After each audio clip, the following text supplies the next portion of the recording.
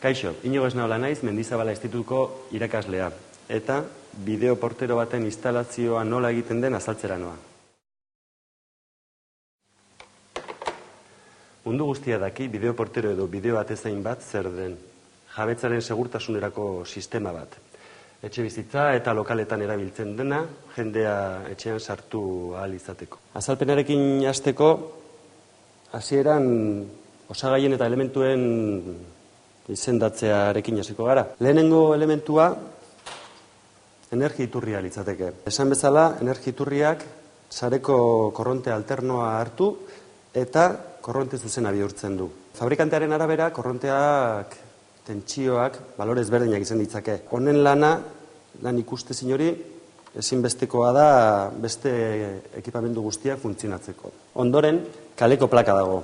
Hemen, pultsadore ezberdina daude, pixu ezberdinetara deitzeko, eta bideokamera den neurrian, bideokamera ere. Grupofonikoa alde honetan, eta gero atzetik, bakoitzaren zirkuitoa, gero instalazioaren kableatua eiteko. Badira etxe bizitza berrietan, kaleko plaka digitalak. Hauetan, zenbaki kombinazioak erabiltzen dira, pixu ezberdinetara deitu alizateko. Orduan, ehun etxe bizitzatako etxe batean, ehun pultsadore jarri beharrean, zenbaki kombinazio ezberdinekin gauza bera lortu dezakegu. Beste elementua ateko kisketa litzateke. Hau etxe bizitzatik seinale bat emanez, elektroimana aktibatuko genuke atea irekia izateko. Eta bukatzeko monitorea, hau etxe bizitza bakoitzean aurkituko genukeena, eta honen instalazioa egiteko atzetik ikusten ez den bere instalaziorako plaka. Guzti hau lotzeko kable ezberdinak erabiliko genituzke, eta hemen ikusi dezakegu 4 ariko kable normala, eta bideoa bidaltzeko erabiltzen den kable koaxial edo ardazkidea. Bi sistema ezberdin daude, batetik analogikoa eta digitala bestetik.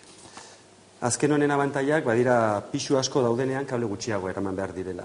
Eskema bakoitzean agertzen dira gero, nondik nora lotu behar diren kableak, eta oso erreza da elementetu batetik bestera zenbakiak baino ez baitira errespetatu behar. Instalazio konkretu batekin hasteko behar duguna da bere gauza bakoitza bere tokian egotea kokatuta. Lehen esan bezala eskema baino ez da jarraitu behar. Esate baterako kaleko plakaren 5. kablea etxean daukagun monitorearen 5. kablearekin lotu beharko litzateke. Beraz, instalazioan 5. kablea lotu beharko genuke, kaleko plakan joango litzatekeen 5. kablearekin. Behin instalazio osoa eginda, horrela geldituko litzateke maketa. Hemen dugu energiturrian, kaleko plaka, eta etxeetan jarriko liratekeen monitoreak. Kasu honetan, sistema digital bat montatu dugunez, azkenengo pausua geratuko litzateke, programatzearena. Hemen, jotzen dugula, monitore guztiak aterako dute soinu. Hasierako batean hartzen duguna, izango da betirako pultsadore horrekin lotuta geratuko dena. Esate baterako.